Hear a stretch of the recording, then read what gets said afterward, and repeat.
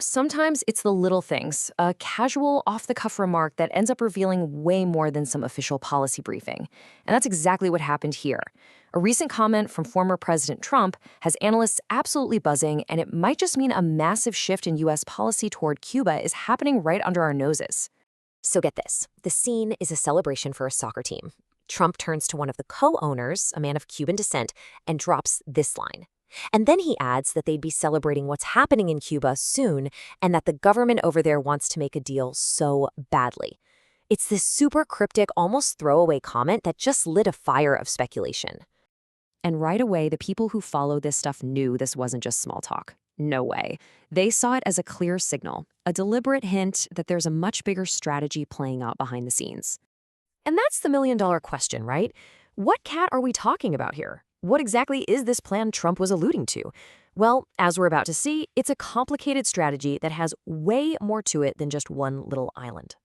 Okay, so at the very heart of this plan is a really powerful economic strategy. The whole idea is to basically cut off the Cuban regime's financial lifelines, one by one. All right, let's break this down. The first big move was to put a major squeeze on Venezuela.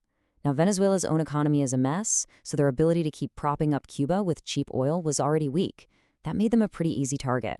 The second move was a warning shot, basically, to everyone else, especially in the EU. The message was simple. If you help the Cuban regime, you're going to pay for it with tariffs in the huge American market. And the impact on the ground has been immediate and, frankly, severe. With its main oil supply drying up and other countries kind of backing away, Cuba's been getting hammered with massive blackouts. The government is scrambling to deal with fuel shortages, and their electrical grid is literally falling apart. So this brings us to the core philosophy of the whole thing. For decades, right, presidents have tried to figure out the Cuba problem, but this strategy is totally different. It's not about military invasions or anything like that. It's pure economic pressure, and it's designed to make the communist system face the one thing it can never escape: reality. But here's the twist. According to a lot of analysts, this whole strategy, it might not really be about Cuba at all. It might be a single move aimed at a much, much bigger player on the world stage. Yeah, the argument is that Cuba is actually being seen as a proxy, a pawn, in a much bigger game with the United States' main global rival. And this just reframes the entire issue, doesn't it? As one panelist put it so bluntly, this isn't about Cuba, it's not about Iran, it's not even about Venezuela. It's all about China.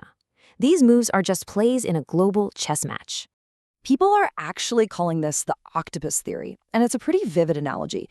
The idea is that China is the body of the octopus, and all its allied regimes in our hemisphere, like in Cuba or Venezuela, are the tentacles. So to weaken the main adversary, you don't attack it head on. Instead, you go after its reach, its influence. You cut off its tentacles one by one.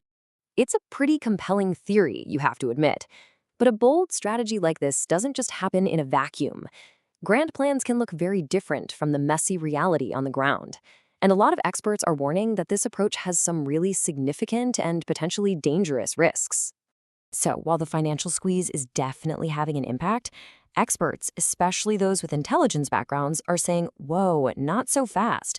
They're warning that the situation is way more complicated than it looks and that we shouldn't underestimate the Cuban regime or the other big players involved. And this table really lays out the tension perfectly. On one hand, you have a former CIA officer pointing out two huge facts. Cuba has this incredibly efficient Soviet-built security force that is just brutal when it comes to crushing dissent. And second, China isn't just some abstract threat. They are actively on the ground building listening posts.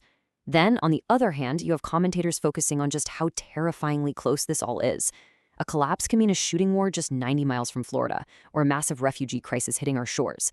These aren't just theories. These are real, immediate dangers. So, after all of that, where does this leave us? The economic pressure is on, the political signals are out there. But what happens next? Well, that's anybody's guess. Look, for the people who believe in this strategy, the argument is pretty simple. They say that after decades of being propped up by other countries, first the Soviet Union, then Venezuela, the plug has finally been pulled. And for the first time, the Cuban leadership might actually have to deal with the consequences of their own broken system, with absolutely no safety net. And that's really the ultimate question we're left with. Are we watching the final chapter of a communist revolution brought to its knees by a quiet, calculated economic squeeze? Or is this just a massive gamble that could light a fire in our own backyard?